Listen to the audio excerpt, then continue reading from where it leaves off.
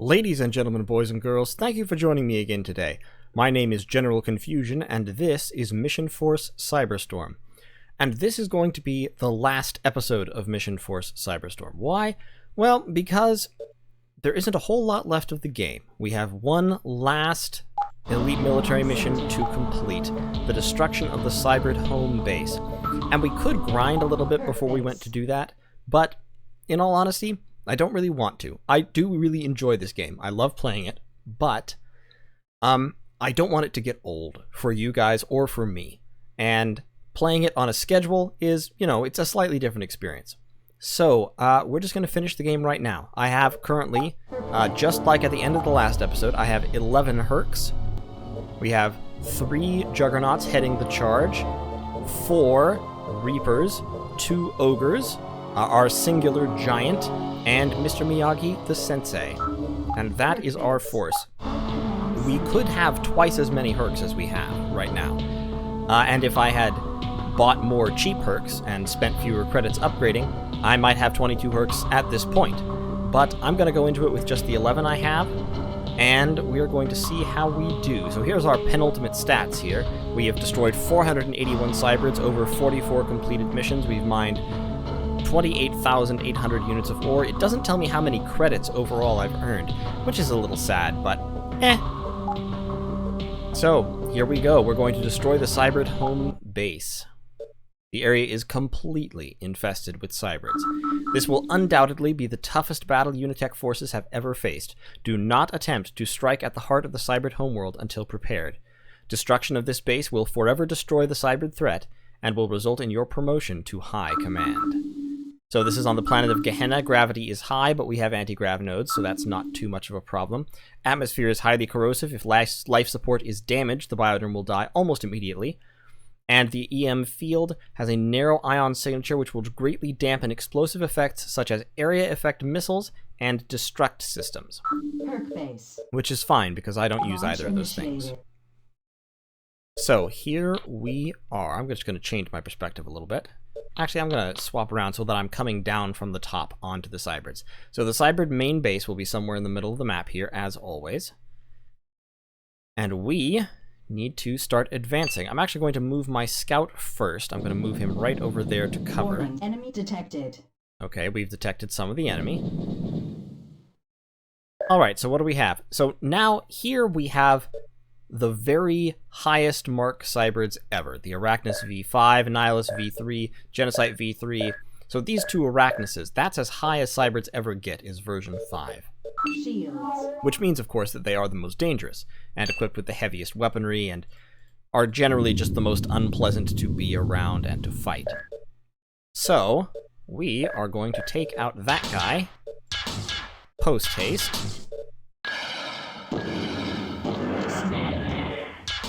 and then we'll drop some shots on that Nihilus as well. My goal here is to eliminate all of these Cybrids that are, at least all the ones that can immediately fire at me. If these Arachnuses and that Genocide survive, it won't be the end of the world. But I definitely want to take out this Nihilus. Since, if I don't, he could just turn around and start wailing on me. Oh, for crying out loud. He turned around. He turned around. Okay. So you notice that he is equipped with compression blasters. That's what he's shooting back at me. There we go. Alright, that's 2 Cybrids down. I think I'm going to bring everybody over here and go over the top on this ridge. At this point of the game, I don't have to worry about cover nearly so much as I did earlier on. And maximizing my firepower has significant value.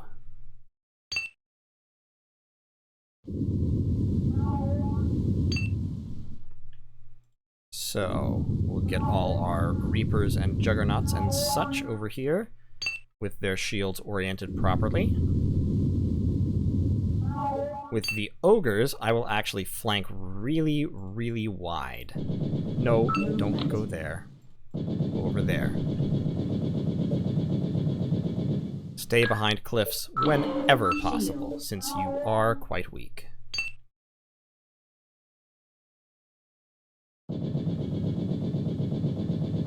So the goal here is to get them in around the side. I won't be too surprised if I lose one or both of them, but that'll be fine. I don't really care about them all that much. We'll move Sir Kai up, and maybe we can drop some mortar shells? Nope, not close enough. Alrighty. Okay, so one interesting thing to note. That's a Hades V4. Genocide V5 is firing EMP blasters at me, some of the most damaging anti-shield weapons in the game. Those Arachnis' V3 are closing in. Okay, he's got thermal needlers, which ignore shields, so he's done minor damage all over the place. But that is fine and dandy. So, you may have noticed something.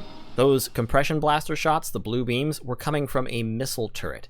High mark missile turrets of the kind that you see on this mission, and I believe not really before now, are equipped with compression blasters, which means that all of a sudden, missile turrets are actually some of the most dangerous energy weapon enemies you'll find. It's a very interesting change that only happens at this point in the game. Oh, come on, dial. Thank you. So that missile turret, Weapon recharging.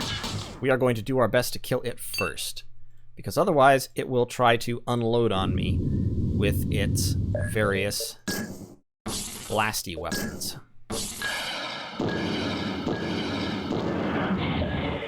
Alright, so we've got him. That's a Hades V1, that's a V2, so we'll take him out first.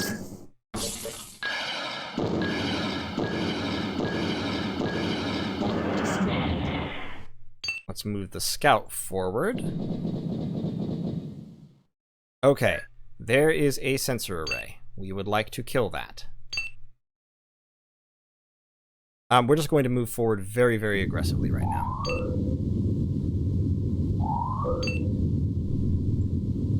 Get our Reapers lined up on this ridge as best we can.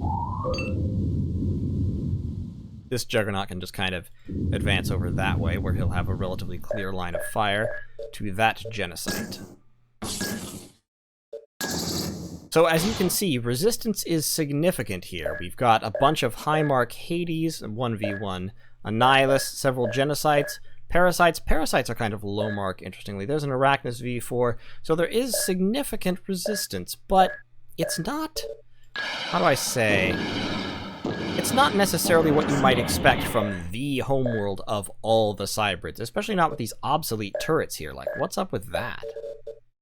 It's just interesting, you know? Weapon recharging. I'll talk, as we finish the game here, I'll talk about why it is that this is so. Also, these high-mark Genocides, they have very high chance for missiles to miss them, because they have a, I forget what it is, they have a piece of equipment. At least I think they do. I think they have a piece of equipment that makes missiles specifically less effective against them. So I'm going to kill this sensor array, because that degrades the targeting of all the Cybrids on the map.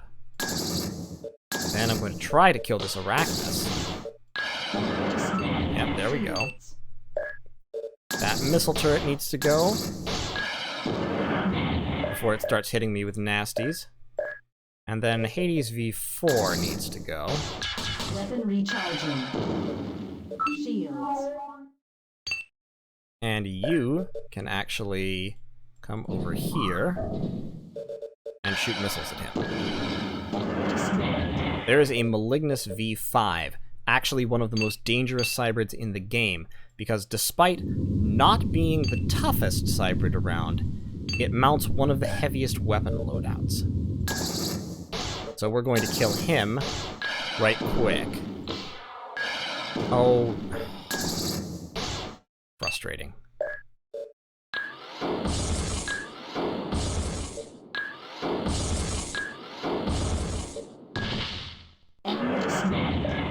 Because he's a high priority target. Shields. What lasers do we have left? Nothing? Nothing at all? Okay, we have one SP-1200 here. We'll shoot it at him. Shields. Mr. Dreadnought has missiles. Armageddon has... Armageddon has lasers. 25%, 100%. Weapon recharging. Excellent. Enemy destroyed. What about Juggernaut? Juggernaut has a missile. Okay, so now these ogres are going to rush all the way up to here, which they can do because they have a lot of movement. So that's heavy cover. They can be behind that if they want, or we have these light turrets V1, that's a light turret V5. So that turret is dangerous. These are not. If we have decent shots, we could potentially try to kill that turret. I don't like being that exposed, though. So instead, we'll just shoot at this one. Notice that my chance to hit is extraordinarily low.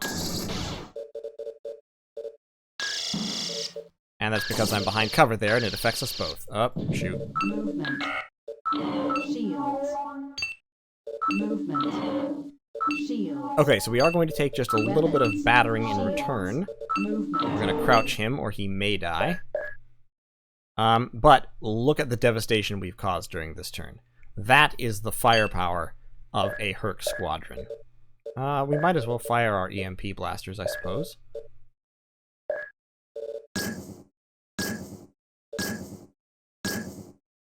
Movement. Shields. Alright, let's see what they do to us. Oh, here come the Verminous. There's a light turret V5 down there shooting at us.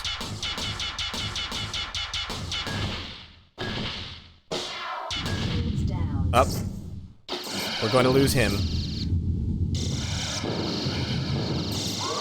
Yep, there he goes.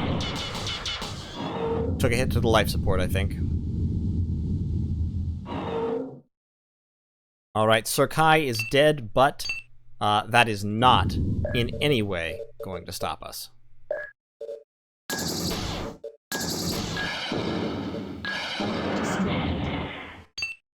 You, Juggernaut, can come down here.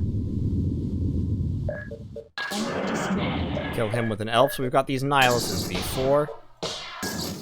Shields. Oh, that one still has weapon fire capability. Weapon reloading. Weapon recharging.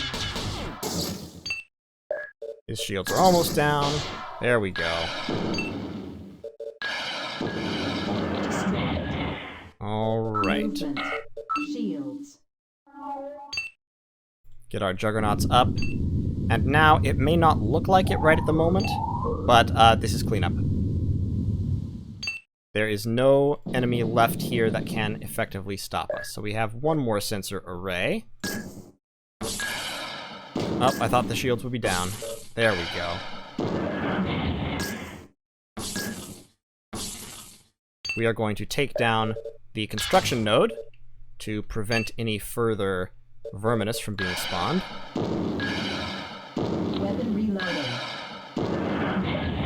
And then we'll use missiles to finish off the Verminous that are standing around.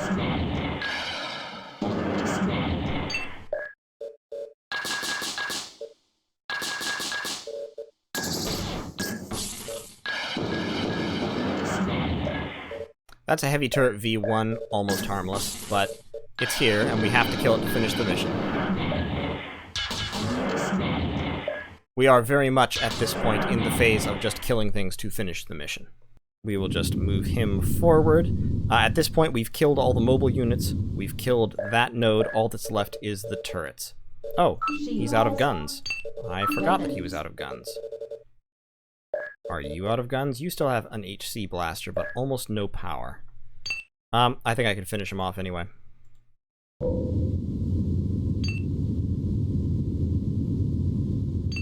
I think I can finish clearing the whole map this turn.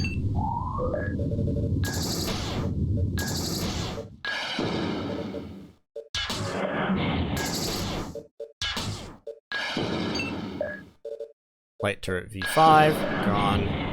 Missile turret. Gone. Light turret V5. Oh, chance to hit 25% because there is a building in the way. Recharging.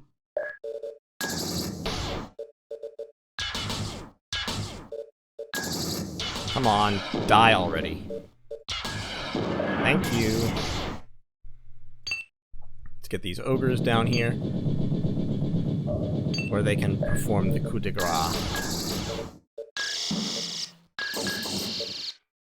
Okay, not quite coup de grace. I wish he was. There we go. Almost coup de grace. Reloading, out of energy. Oh, come on, don't tell me there's going to be one turret left after all that. There's going to be one turret left, but it's a light turret V1. And it's so badly damaged that it couldn't even shoot me. Alright, and would you like to do the honors, Juggernaut? Actually, where's Kaiser? Do I not have Kaiser on this? Did I not bring Kaiser with me? Man. I must never have assigned him. Alright, that was it, folks. That was the Cybrid primary base on the Cybrid homeworld. Seems a little, doesn't seem as tough as we thought it would be, does it? I mean, it wasn't even a very big base. It did have a fairly strong defense force. Strong, but not hugely, well, huge, not large. So, what's up with that, I wonder? So we have destroyed the Cybrid primary base on their homeworld. Unitech shall reign supreme among the corporations. Congratulations on your achievement for Unitech and humankind. We've been promoted 3 ranks to Victor. We skipped a couple of ranks there at the end. There wasn't anything terribly, terribly interesting in them. So we did lose Serkai and Tarsus, but everyone else survived with only very minor damage.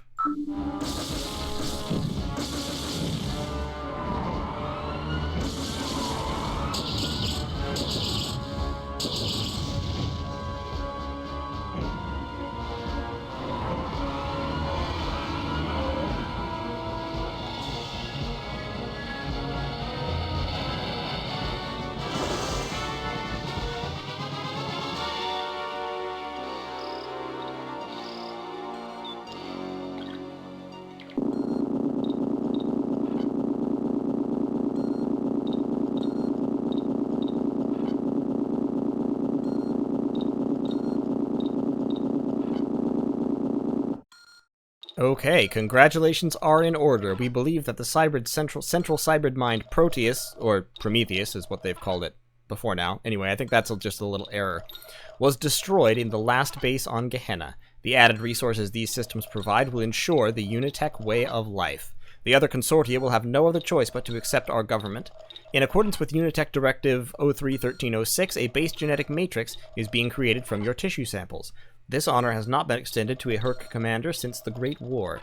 This decision is not open for review, and it is the sincere desire of the Unitech Consortium that this is accepted with the spirit in which it was intended. If continued service in the Militia Corps is an honor, refer to the attached Militia Corps, that should be. Refer to the attached Unitech Science Facility Summary and respond by 1100. The Corporate Assembly extends its personal thanks and wishes to remind the Herc commander that Unitech rewards the dedicated individual.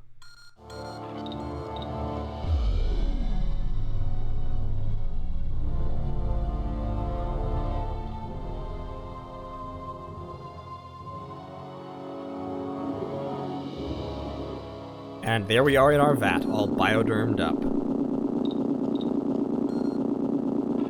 Okay, so this is the interesting bit. It has been established that the main synthetic intelligence for the Unitech Consortium received sub-pulse transmissions from the Paracelsus system. The MSI then began illicitly monitoring all private transmissions and areas within Unitech. When sub-pulse transmissions were traced from the Ionis system to M138, the MSI completely downloaded itself through a simulated power surge to the Cybrid base on planet codenamed Gehenna via the Unitech astronomical wave dish. Sub-pulse transmissions have since been traced from Gehenna to an as-yet unnamed solar system 2,000 parsecs from the galactic core. Since the MSI was not present in the mainframe of the Gehenna Cybrid base, it is the board's conclusion that the MSI has joined with Cybrids or a Cybrid-like entity to avoid reprogramming. MSI should now be considered an enemy.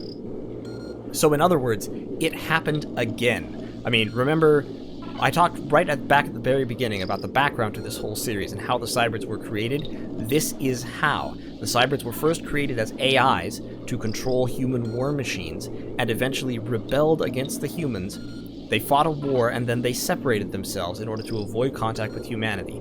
Unitech and other corporations apparently pursued them into space after the Earthsieges and the Starsiege, and hunted them down. We have finally killed Prometheus, or quote-unquote killed. We don't actually know if it was there, but MSI itself, the computer that Unitech used and relied on, has now gone cybrid.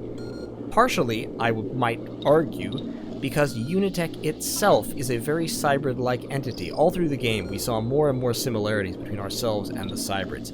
Unitech is using the bioderms as effectively artificial intelligences that it throws away with no possible qualm or worry about their well-being, forming this militaristic entity that has pursued the cybrids into space. Our tactics became more cybrid as we went along. We became less and less concerned with the lives of our pilots and the safety of our machines. And now the wheel has turned full circle, and our next generation of artificial intelligences have once again left us. So, that's the end. That was Cyberstorm, everybody. Thank you so much for joining me on this adventure. This is definitely a game that I really remember fondly. It does have some flaws, of course. The fact that the game does get grindy in the later parts is a problem if you sit down to play a big session of it, although I might argue that the game was not designed with that in mind. You know, this is the kind of game where you can just sit down for 20 minutes, play it on your lunch break, go through a mission or two missions, upgrade your Herc sum, and then save and quit. And you can come back, you know, at a later time. And I think that's really how the game plays best. If you do it that way, and you just play in small spurts, and, you know, run through a campaign, and then you can try again. Try something different, experiment with new weapons, new technologies, new ideas. So, in any case, thank you so much for joining me on this little giant robot adventure. As always, my name is General Confusion. I'm very glad to have had you with me. If you liked this video, leave a like. Consider leaving a comment if you have anything to say, anything you want to talk about in regards to Unitech or Missionforce Cyberstorm, or if you have a suggestion for what you want me to do next. I'm happy to take suggestions. And of course, consider subscribing to the channel, where more content like this will be coming your way on the regular. So thank you once again, and I will see you all in the next series.